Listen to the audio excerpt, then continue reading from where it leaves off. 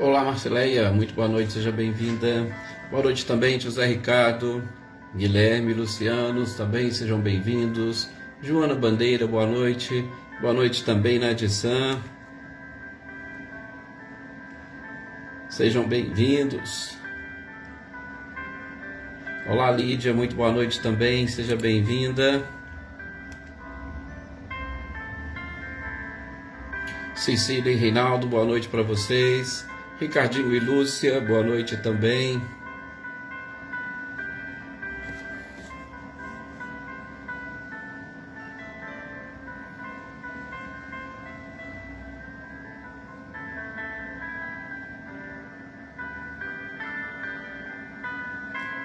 Olá, Flávia, muito boa noite, seja bem-vinda.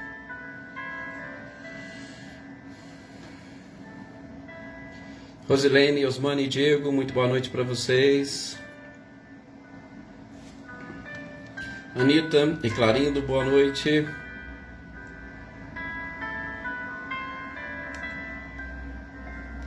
Michele e Gabriel Rossato, boa noite.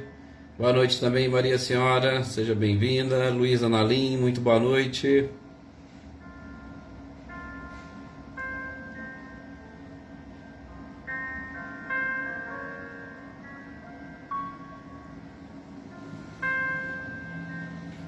Sou Luiz Alberto, boa noite, seja bem-vindo.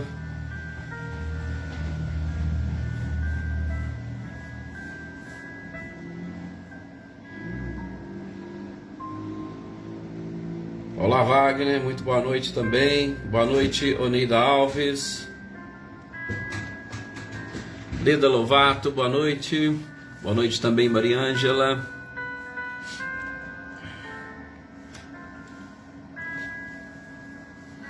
Cláudia Honor e Eliane, muito boa noite para vocês.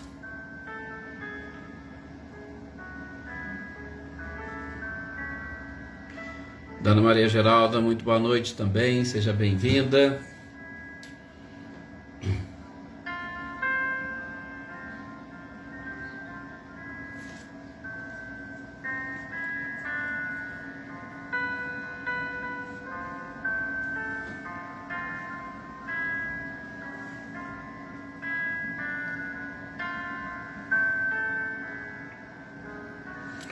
Boa noite também, para os nossos companheiros que vão assistir depois, ou os que vão chegar depois também, Sejam todos muito bem-vindos, como sempre. A gente agradece o carinho, a participação de todos. Boa noite para aqueles que já se encontram aqui e a gente não consegue identificar, Mas fiquem tranquilos, por favor. Mas sintam-se também abraçados por todos. Deixar aqui o nosso também boa noite, a Valdete até pediu para avisar a todos vocês que provavelmente ela não vai conseguir entrar hoje no horário, Mas fica aí também o nosso boa noite. Sônia Vasconcelos, boa noite também Tuca.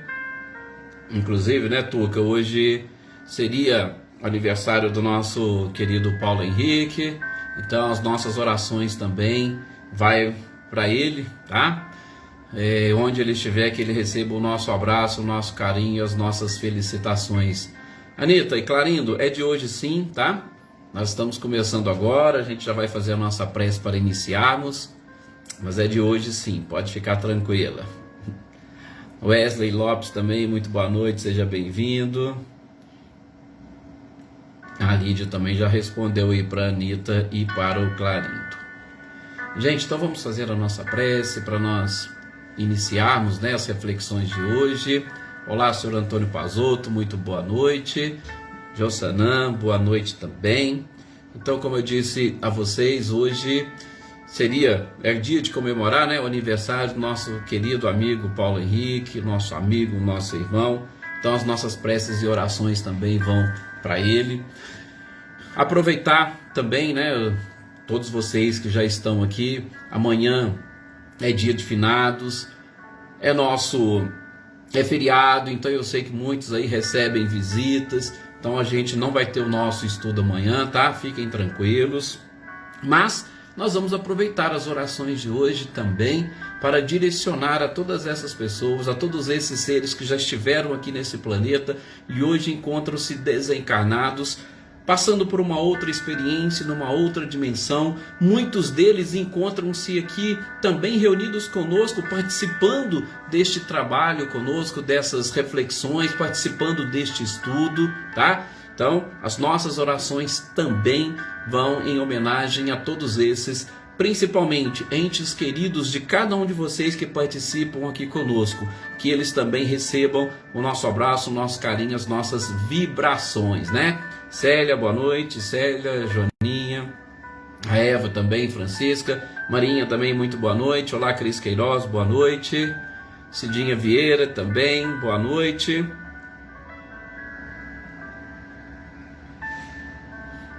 Ronaldo Fac também, Valéria Cruz, boa noite a todos vocês, sejam muito bem-vindos. Sr. Antônio Onofre. Então vamos fazer a nossa prece.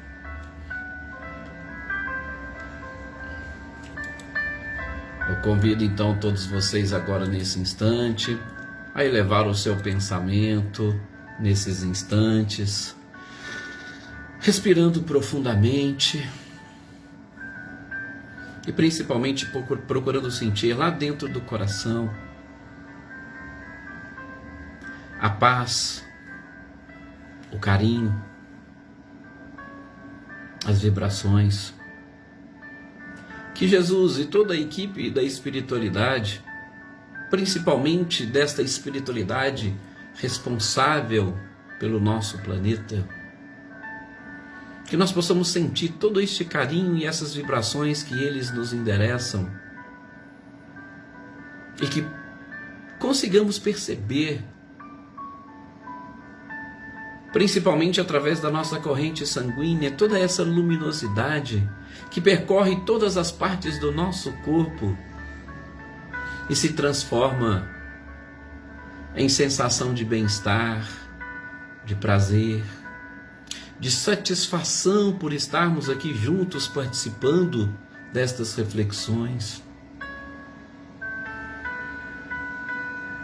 Que, percorrendo nessa corrente sanguínea para todas as partes do nosso corpo, essa luz que vem da espiritualidade superior consiga curar cada uma das nossas células que se encontram enfraquecidas, que se encontram doentes,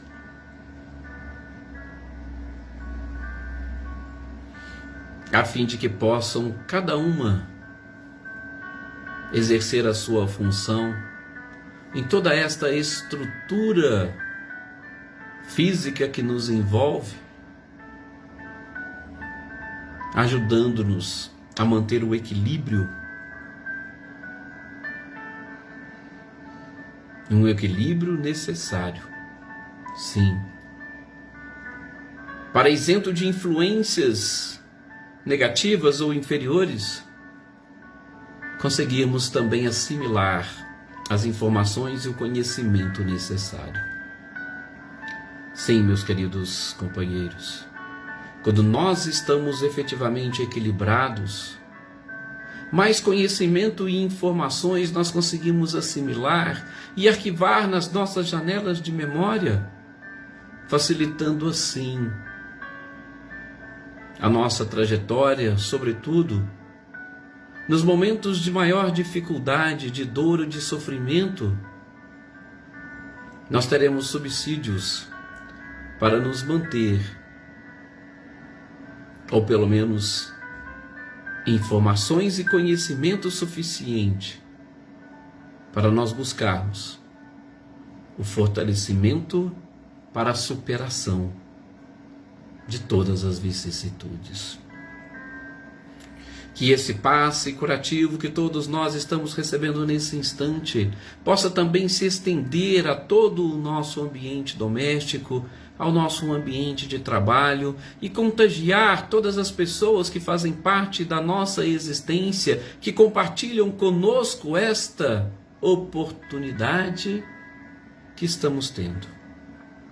E, sobretudo, que os nossos companheiros desencarnados também consigam sentir e perceber as bênçãos que vêm do mais alto e sintam a mesma tranquilidade e paz, desfrutem do mesmo equilíbrio e que a luz do Cristo também os envolva completamente. Que assim seja, e obrigado mais uma vez. Sim, Wagner, nosso Brasil necessita e nós estamos fazendo as preces para o nosso Brasil. Marilza Abreu, muito boa noite também, seja bem-vinda. Gente, então vamos aqui hoje, agora, né, nesse instante, darmos a sequência.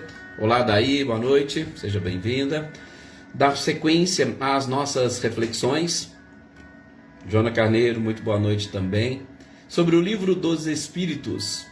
E nós estamos aqui fechando, né, a lei de reprodução. Fechando a lei de reprodução, falando de casamento, de celibato e de poligamia. Olá, Andréia Dantas e toda a família Dantas, né? Adriana, Márcio, Marcos, a dona Wanda e o seu Edivaldo, sejam muito bem-vindos. Olá, Marlene, boa noite também, seja muito bem-vinda. Então, nós estamos fechando esta lei de reprodução, falando sobre estes temas, e com certeza são temas bem delicados, porque quando se fala em casamento, nós não podemos deixar de falar de família. E quando nós falamos em família, nós falamos principalmente em várias características que a gente precisa aprender a desenvolver nesta forma de vida que nós temos hoje, sobretudo no nosso planeta. Gente, uma das coisas que nos difere dos animais é exatamente esta capacidade de nós vivemos e convivemos uns com os outros, de nós nos relacionarmos. E é claro que nos nossos relacionamentos nós vamos ter ali sensações, emoções, paixões. Nós teremos muitas coisas que estarão aí envolvidas. E é lógico que o casamento é uma das formas de nós, inclusive, manter a vida física do nosso planeta, como a gente já viu nas questões anteriores. Imaginem se não houvessem os casamentos, se não houvessem as uniões, se não houvessem os relacionamentos. A gente já viu que nós ainda não atingimos aquela fase, aquele nível de uma reprodução, né? Como queria alguns cientistas uns tempos atrás, através de uma clonagem. E principalmente uma clonagem onde você por si só cria aquela espécime, e aí o espírito é necessário que ele venha e que ele venha desenvolvendo o corpo. Mas vejam, a gente só consegue isso, pelo menos hoje, como nós já identificamos, desenvolver, porque é o espírito que desenvolve o feto ali dentro do útero materno. E nós então ainda precisamos de um útero materno para todo esse processo de desenvolvimento e de crescimento. Então nós estamos num ponto ainda, podemos assim dizer, muito delicado, e onde esses temas, casamento, celibato, poligamia, ainda são importantes para nós. Pode ser que no futuro as coisas sejam diferentes, não sei. Nós não temos essa condição, e a espiritualidade também não nos revelou muitas coisas com relação a um futuro um pouco mais distante, como que vão funcionar as coisas. Mas hoje o que nós temos são exatamente isso. E estas instituições, como o casamento, o próprio celibato, são instituições que muito nos ensinam, principalmente do ponto de vista moral. Então, vejamos essas questões que Kardec fez à espiritualidade, para nós entendermos um pouco mais sobre estes aspectos e principalmente para que isso contribua para o nosso desenvolvimento e crescimento moral. Ok? Olá, Cidinha, boa noite, seja bem-vinda. Boa noite também, Jaci Rosa, seja muito bem-vinda. Sim, Wagner, as nossas orações também para o Kleber, e aqui também já está no nosso caderninho, né, de orações, com certeza. Gente, na questão 695, Kardec já vai exatamente perguntar se o casamento, ou se a união entre dois seres, uma união permanente entre dois seres, se é contrário à lei da natureza. Por quê? Porque eu imagino que Kardec exatamente, né, deve ter dado assim uma olhada nos animais, e principalmente a espiritualidade falou por diversas vezes que a forma de vida que existe na natureza, por exemplo, dos animais, é algo natural, é algo normal, é algo que vem, inclusive, sendo conduzido pela própria espiritualidade, né? Então, lá nós não temos nenhum tipo de instituição, nós não temos nenhum tipo de ritual onde há a união permanente dos seres. Geralmente pegam, ali se encontram, tem alguns animais que disputam a fêmea, inclusive através da força, através da violência, através da briga, mas não existe uma instituição. Já o ser humano, a criatura humana, ela possui essa instituição chamada casamento. Então Kardec foi logo perguntando, peraí, será então que casamento é contrário à lei da natureza? Porque os animais não têm. As plantas também se reproduzem sem um casamento. E a espiritualidade vai dizer para ele, não, Kardec, não é contrário à lei da natureza. Por quê? Porque ela faz parte deste progresso da humanidade. É um progresso que a gente precisa avaliar, sobretudo, como nós dissemos, pelas características e principalmente pelos benefícios que nós podemos extrair do ponto de vista moral que esta união permanente dos seres é capaz de trazer. Dos freios, principalmente aqueles freios relacionados com paixões anteriores ou de existências anteriores, que o casamento é capaz de manter, é capaz de segurar. Então a espiritualidade de plano já responde, o casamento representa uma marcha, ou melhor, um progresso na marcha da humanidade. Né, Isolina, muito boa noite, seja bem-vinda, boa noite também, Helena Coelho. Então a gente tem que entender isso. Sim, a gente sabe que essa instituição, sobretudo na nossa comunidade, na nossa sociedade atual, vem passando por algumas modificações. Basicamente, os rituais já não mais convencem o grande número de pessoas como acontecia no passado. Mas nós não podemos, em hipótese alguma, porque essa, inclusive, é a questão seguinte, né? Dona Luzia e Luísa, boa noite para vocês, sejam bem-vindos. Essa é a questão seguinte. Ora, então, se eu tirar o casamento da sociedade, se eu abolir, veja, é o que nós estamos falando, hoje a sociedade pensa de uma forma diferente, mas Kardec perguntou, se eu abolir o casamento da sociedade humana, o que iria acontecer?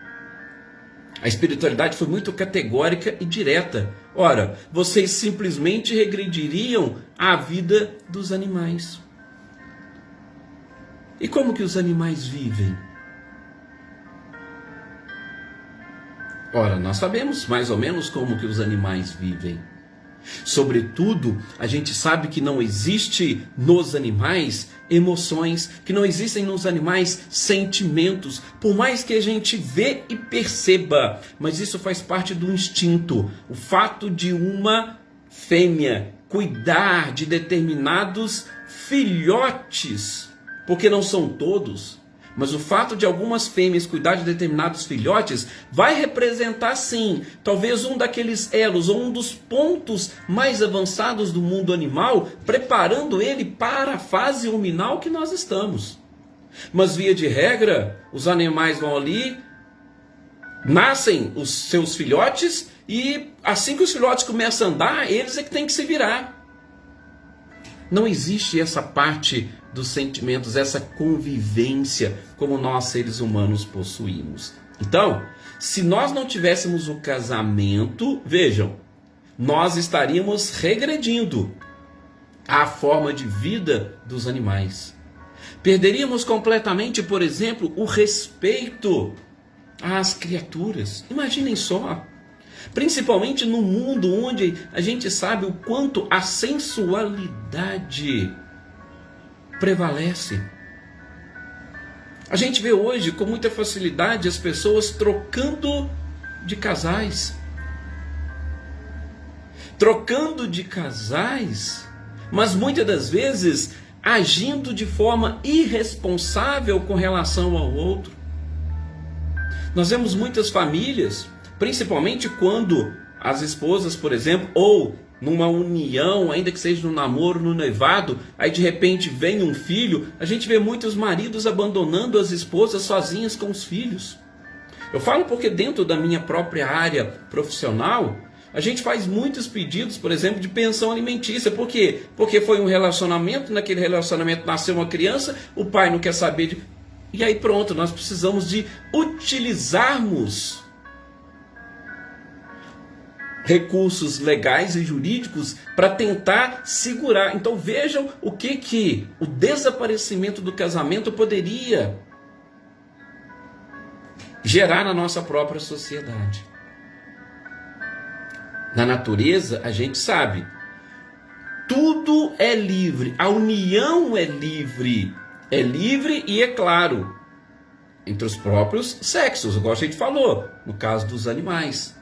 E o casamento, ele constitui sim um ato de progresso, de novo, por quê? Porque ali o fato de você unir, você vai trabalhar um pouquinho, por exemplo, a fidelidade. E a gente sabe que a fidelidade é uma das formas de, aliás, do latim fides, significa fé, confiança. A nossa fidelidade a Deus, muitas das vezes passa pela fidelidade que nós temos às pessoas com quem convivemos. Então é um treinamento que o casamento proporciona para as pessoas. A gente está só tentando fazer essa interpretação de acordo com a própria espiritualidade, certo? Então, esse casamento vai proporcionar esse relacionamento e depois um cuidado com os filhos. Veja, gente, o cuidado com os filhos, aquele carinho, aquela coisa de você ensiná-los, de você educá-los, de você passar para eles experiências. Você vai desenvolvendo determinadas afeições para com essas pessoas e automaticamente a gente vai elevando os nossos sentimentos. E é isso que nós estamos precisando. Então, o casamento vai exatamente proporcionar isso para nós, um desenvolvimento desta área sensível da criatura humana, ou do espírito imortal, ou do princípio inteligente, porque a gente vai ter que chegar nesse ponto e nesse nível dos sentimentos. E aí vem Kardec, então peraí, você está falando que o casamento representa essa marcha, o casamento representa este progresso. Então, me diz uma coisa, está na lei da natureza ou somente na lei humana a indissolubilidade do casamento? Gente, inclusive sobre esse tema nós vamos estudar no Evangelho segundo o Espiritismo, salvo engano, capítulo 16, 17, alguma coisa assim. Nós vamos estudar sobre essa questão. E por incrível que pareça, a gente vai até comentar na época, mas foi um dos únicos capítulos do Evangelho segundo o Espiritismo que não há instruções dos espíritos. Ou seja, é como se os espíritos não quisessem se intrometer em determinados assuntos da humanidade. Mas a gente vai deixar para falar isso no momento oportuno, ok? Mas, vejam, Kardec perguntou para a espiritualidade. Então está na lei da natureza ou é somente na lei humana a indissolubilidade do casamento? É claro que ele fez esses questionamentos, principalmente se voltando para um passado, e um passado não muito distante, que nós não tínhamos nas legislações, inclusive não são todas as legislações do mundo que prevêem a possibilidade do divórcio. Tá? Então, existia isso. Agora, é claro, a gente tem que olhar tudo sobre vários prismas. Primeiro, o que a espiritualidade responde para Kardec? Eles vão responder o seguinte: Kardec, é uma lei humana. A indissolubilidade do casamento é uma lei humana e é contrária à lei da natureza. Sim, mas é claro que os homens podem modificar suas leis. As leis da natureza são imutáveis, mas as dos homens podem ser modificadas. Mas vejam bem, por que a espiritualidade deve ter respondido para Kardec que é uma lei contrária à lei da natureza? Gente, provavelmente por quê?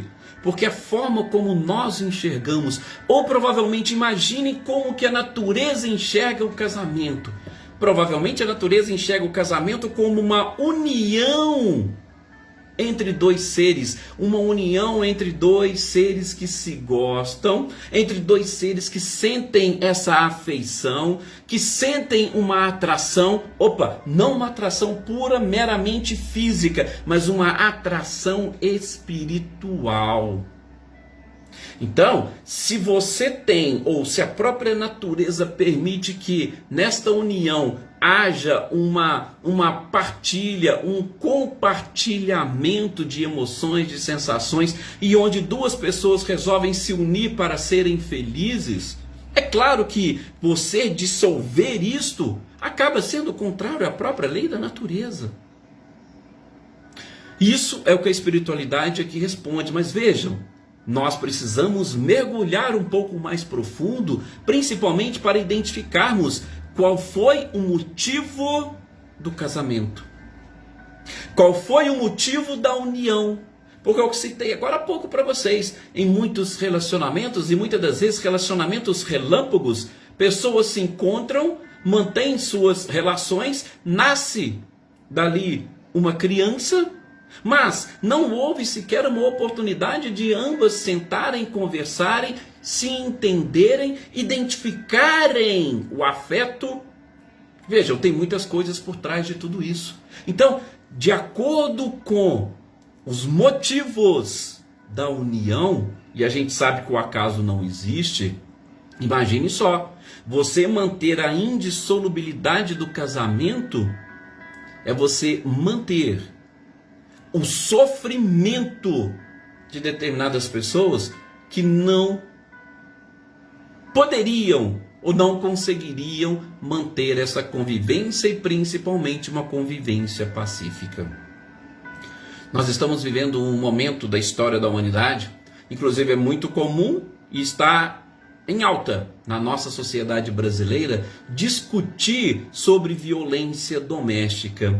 E aí eu vou dizer para vocês, não há absolutamente nenhuma lei da natureza que obriga a criatura a ficar dentro de um casamento onde ela é privada, inclusive, da sua liberdade, para que fique ali e sofra. Não, não existe isso. Ninguém nasceu, ninguém reencarnou para sofrer. Então, nós precisamos, repito, primeiramente identificar que bom seria se todos os casamentos fossem por afeição e principalmente por reunião ou união de almas afins. Seria algo fantástico e maravilhoso. Só que nós sabemos que temos muitos casamentos provacionais. E nesses casamentos provacionais, nem todos estão conseguindo avançar e evoluir moralmente a ponto de ambos conquistarem essa felicidade. Não. Infelizmente, por conta do próprio livre-arbítrio, muitos desses casamentos provacionais, eles podem gerar ainda mais débitos para as almas que estão ali, sendo obrigadas a conviver umas com as outras. Então, é só para a gente colocar uma pitadinha, lógico, de uma opinião principalmente pessoal nossa, tá? Para mostrar um pouquinho da nossa própria realidade. Mas isso não está em hipótese nenhuma contrário à resposta da espiritualidade. Porque a lei da natureza, ela faz com que os casamentos sejam por afeição. São os homens que buscam e que procuram, infelizmente, outras formas, ou melhor, outras causas de união. É a união por dinheiro, é a união por beleza, é a união por paixão, é a união por orgulho, sabe? Tem tudo isso. E como é que nós poderíamos manter esse tipo de união? Sim, essa é contrária às leis da natureza. Então não poderia mantê-la ou obrigar a ficar daquela forma, tá? Tá aí a Nadisan deixando inclusive aí o seu testemunho. E gente, interessante, lógico, houve isso, houve a separação, mas de preferência, né, que a gente sempre pede, que nós sejamos amigos. Às vezes foi algo que não deu certo, uma forma de convivência que não deu certo, mas nós não temos que sair de um relacionamento desse odiando uns aos outros. Nós temos que extrair tudo aquilo que foi bom e possível para o nosso crescimento moral, principalmente, para o nosso crescimento espiritual, muitas das vezes até o crescimento financeiro. Então tudo isso acontece, mas de preferência que nós saiamos sempre amigos uns dos outros, né? De preferência, tá? Ai, que bom, Nadisan, que bom, feliz em saber isto. Na sequência desses questionamentos, aí a gente vai para o outro lado, né? Aí o Kardec vai perguntar para a espiritualidade. Então vem cá, e o que vocês me dizem do celibato voluntário? Uma pessoa que fala, eu não quero me casar, eu quero viver e me consagrar a Deus, por exemplo. O celibato voluntário, ele representa um estado de perfeição meritório aos olhos de Deus? Ora, tudo depende. Qual é o objetivo do celibato? Ou o que essa pessoa que se propõe a não se relacionar, a não se unir em casamento, com qual objetivo? O que ela se propõe com tudo isso? A espiritualidade vai dizer, se for por motivos egoísticos, como é que eu posso dizer que há méritos perante Deus? Eu costumo até dizer, se for para você fugir de uma situação, bem que eu não quero, porque eu não quero saber de filhos, eu não quero saber de educar ninguém. Ora, peraí, você está pensando exclusivamente em você? Então, se o objetivo for egoístico, absolutamente não há mérito nenhum. Agora, pensem, por exemplo, num celibato como o de Chico Xavier, como o do Divaldo Pereira Franco, que faz todo um trabalho e que tem uma família que talvez tem mais filhos do que muita gente, muitos casais. Então sim, não foi por motivos egoísticos. É para uma tarefa, é para uma missão. Assim como nós temos muitos padres, nós temos muitos pastores, que exatamente para uma tarefa maior, abraçam o celibato. Então, se não for por motivos egoísticos, sim, há méritos perante Deus. É o que a espiritualidade responde. Tá? Então, e aí a própria pergunta seguinte, Kardec já vai falar e já vai colocando a espiritualidade, né, vamos assim dizer, tentando colocar contra a parede. Mas espera aí, tem pessoas... Kardec, de novo, eles falaram, olha, nós estamos falando o seguinte, se existe sacrifício em prol de um bem maior, pronto. Se é um sacrifício em prol de um bem maior, não é por motivos egoísticos, é claro que vai ter méritos. E aí, quanto maior o sacrifício, maior também o mérito. Imagine um sacrifício de um Chico,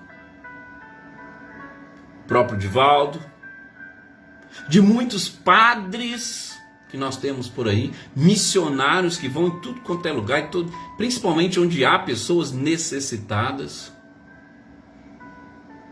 Então, se o objetivo é esse, gente, como diz a espiritualidade para Kardec, mérito sim. E é claro, nós não sabemos das necessidades de cada espírito, nós não sabemos da sua missão. Alguns, com certeza, o casamento, se houvesse, atrapalharia a sua tarefa e a sua missão. Imaginem só, se o Chico tivesse uma mulher, uma esposa, como é que ele faria todo aquele trabalho, gente? Saía do seu trabalho, já ia para a casa espírita, ficava lá até de madrugada, né? Aí de madrugada ia, dormia pouquíssimas horas, no outro dia levantava cedo, ia para o trabalho. Peraí, qual era o tempo, o momento dele conviver com a família? Logo, logo a esposa ia falar, peraí, desse jeito não dá, então tchau. E imaginou? E isso iria gerar muitos problemas e complicações. Então, como a gente está dizendo, e a espiritualidade falou, existe uma função e uma missão maior, existe um objetivo mais, vamos assim dizer, um objetivo melhor e maior para a humanidade? Pronto. O celibato, sim, ele tem a sua função, tanto para os homens quanto para as mulheres.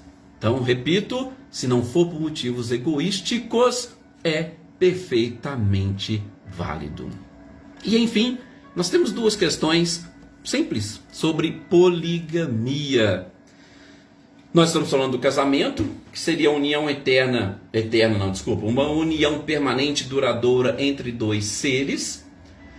E agora a gente fala de poligamia. O que seria a poligamia? A poligamia nada mais é do que a possibilidade, e isso é do ponto de vista legal e cultural, a possibilidade de uma pessoa ter vários parceiros. Ou um homem ter várias mulheres, ou uma mulher ter vários homens. Então, a poligamia. E Kardec já vai exatamente fazer uma pergunta, né, bem interessante, principalmente abordando a questão da igualdade. Então, peraí, se homem e mulher são iguais, será que existiria pelo menos uma explicação lógica e plausível para a poligamia? Porque nós não vemos a poligamia, principalmente de acordo com a legislação e com a cultura, para ambos os sexos. Ou ela é para um, ou ela é para outro. Para ambos os sexos a gente não viu. E muito mais comum hoje, que a gente sabe e conhece, justamente para os homens. Então, se existe uma igualdade numérica, será que a poligamia seria natural ou seria de acordo com as leis da natureza? É claro que não poderia ser de acordo com as leis da natureza, né? Portanto, a espiritualidade diz, na natureza tudo tem uma finalidade. E aí Kardec vai perguntar, então peraí, qual é então mais conforme à lei da natureza? Talvez só para confirmar, né? A poligamia ou a monogamia? E eles vão dizer, opa, peraí, a abolição da poligamia, então já pensou lá no passado, provavelmente a maioria era dessa forma. A abolição da poligamia representa um avanço. Mas a gente não tem que ter um amor universal? Opa, peraí. Sim, temos que ter um amor universal e principalmente um amor universal fraternal.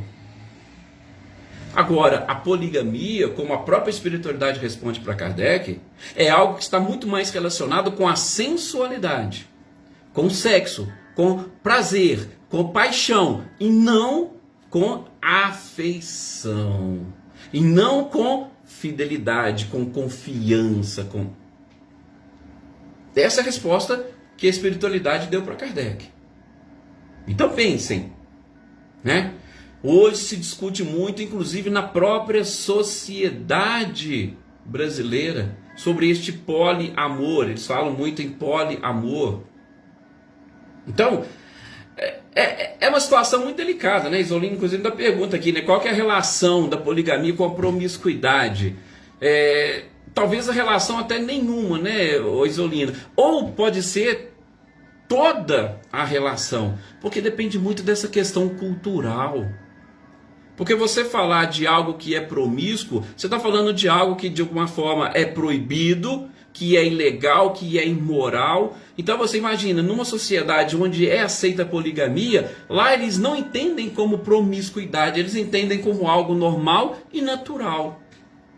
E provavelmente, do ponto de vista cultural, inclusive quem está ali dividindo, se é uma poligamia onde um homem tem várias mulheres, as próprias mulheres entendem e não enxergam dessa forma. Agora imagine numa sociedade onde o normal é a monogamia. Se você vê um vivendo com mais de um e tal, aí você vai falar muito em promiscuidade. Mas assim, a questão da promiscuidade está muito mais na forma como cada pessoa sente com relação aos seus próprios comportamentos, ou pelo menos a forma como a sociedade a julga de acordo com seus comportamentos, tá?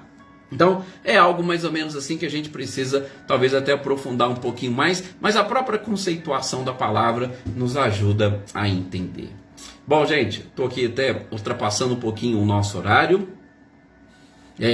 Se ficou mais alguma questão, vocês podem deixar aí depois no chat, a gente pode conversar na introdução do nosso próximo tópico, né, na quinta-feira, o Livro dos Espíritos, tá? Agradeço mais uma vez a todos vocês pelo carinho, pela participação e principalmente, como nós falamos aqui, né, amanhã é dia de finados, nós não teremos aqui o nosso encontro, tá?